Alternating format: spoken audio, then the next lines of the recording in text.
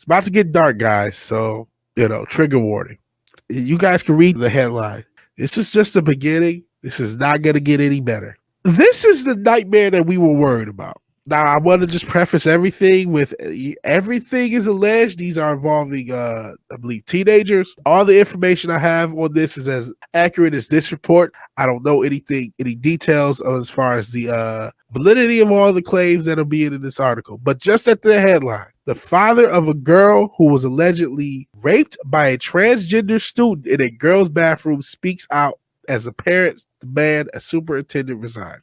That there are other alleged incidents of male individuals going into the girl's bathroom with a skirt and doing the unthinkable. At Loundon County School Board meeting on Tuesday morning, 60 parents, students, residents were demanded that Loundon County Superintendent Scott Ziegler resign from his position following the allegations the school district covered up two, not one, but two sexual assaults. They pointed to two alleged sexual assaults. The first reportedly took place May 28th, with Scott Smith, the victim's father, claiming that his 9th grade daughter was assaulted in a bathroom by a boy wearing a skirt. Attorney for the father of the alleged victim, Elizabeth Lancaster, said the boy was charged with 2 counts of forcible sodomy, 1 count of anal sodomy, 1 count of forcible fellatio. So the boy was indeed charged. We can confirm a May 28th case that involved a thorough 2-month-long investigation that was conducted to determine the facts of the case prior to the arrest. Case is still pending court proceedings, and the Loundon County Sheriff's Office unable to provide any documents to pertain to a pending case. Sheriff's Office confirmed that the case involved a sexual assault, talking about the May 28th case. Ziegler said at a June 22nd board meeting that the predator transgender student or person simply does not exist, and to his knowledge, we don't have any record of assault in our restrooms. This is what he said the 22nd, where it doesn't like that was the case.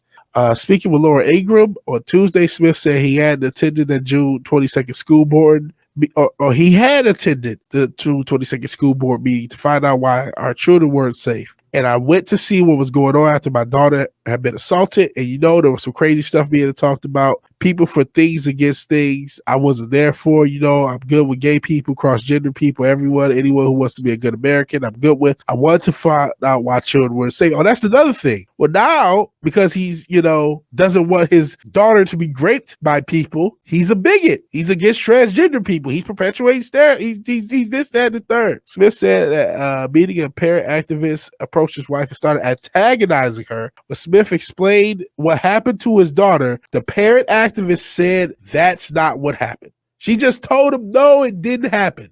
Because it's not against her ideals, this Karen, because it was a Karen. She's at a board meeting and they were antagonized for being anti-trans. And when he says, no, this is what happened with my daughter, that's not what happened.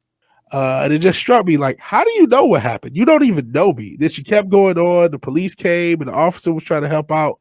We need to be kind. And he said, we need to be kind to one another. And I said, okay. I turned my head. She started in on me again, threatened my family business, my livelihood, everything that, gives my family what we need. She threatened to ruin my business on social media. The next thing I know, I'm getting touched from all over the place. I didn't know who was touching me and grabbing me. I turn around. The police are grabbing me.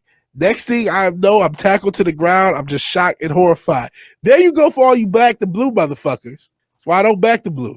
When they came up with Black Lives Matter, you're like, Blue Lives Matter, thin blue line. Who's going to force you to comply with these mandates? And who's going to help you when something happens to your family?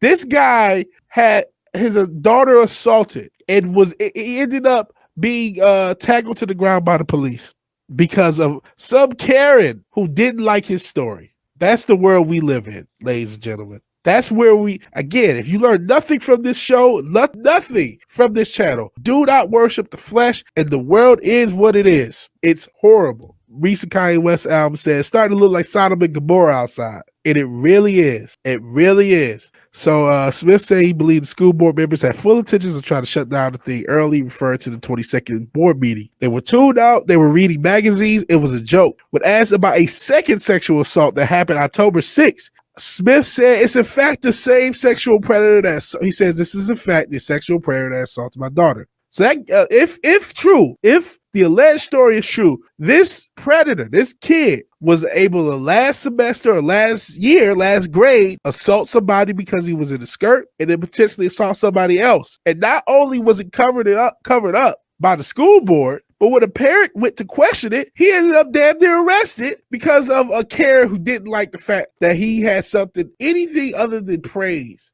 over some transgender person. Listen, human beings are all capable of good, evil, and everything under the sun. So just because somebody is transgender does not make them a saint nor a demon. But at least get to the bottom, get to facts. So this is a more story because apparently the same guy assaulted somebody just last week. We were under the impression from the prosecutor that this predator was being held at house arrest with an ankle monitor and would not return to school until these court sessions were done. You know, you're innocent until proven guilty. I understand that, but we do have to protect everyone at the same time. I was told by everyone, by attorneys, the prosecuting attorneys, friends of the family, people I don't even know, if I want justice for my daughter, then I need to keep my mouth quiet and not speak out, because in order to get justice for my daughter, which is the most important thing, I was not, of course, was to not come out and let justice prevail. So everyone told him, don't talk about this. Don't talk about this. It's not convenient. Your reality is not convenient to our feelings. It's against the agenda. Don't talk about it. Smith said he felt the school board abandoned his family when they went on break for the summer, leaving him to pick up the pieces. Good news, my daughter's doing well, very well. God bless, she's a survivor. She's a winner. An interview with Tucker Carlson, Luke Wozak, the Daily Wire reporter who broke the story discussing the arrest of Smith at the June 22nd board meeting. Yes, this story is possibly one of the most disturbing I ever worked on. Get used to it, pal. It's going to become normal. It raises the possibility that at Loundon Public Schools, covered up the rape of a 14-year-old girl at the hands of a boy wearing a skirt in order to pass a school policy that the Democrats were adamant about passing. And as a result of concealing that a second girl was, I would just say the word rape, because this is what happened to him allegedly last week. And to prevent all this from coming out, they potentially arrested the father of the victim and tried to put him in jail. Now he's the face of domestic terrorists. Look at this. I actually said this. He's now listed individually by the National School Boards Association for coming to that meeting. This is like every story we've been covering the past couple weeks, linking itself together. We covered last week when the National School Board Association said that they're going to go to Big Daddy government and go to the FBI for unruly parents. So literally, we live in a world where your daughter can be raped, and if the assailant belongs to another group, you can be jailed and put on a domestic terrorist list just for caring about it. He's now marked by the FBI, Scarlett Leonard, as a bigot for not wanting his daughter and other victims to be assaulted. That's the world we live in. You still think we live in land of the free, home of the brave? I got a bridge in Brooklyn for sale, bro.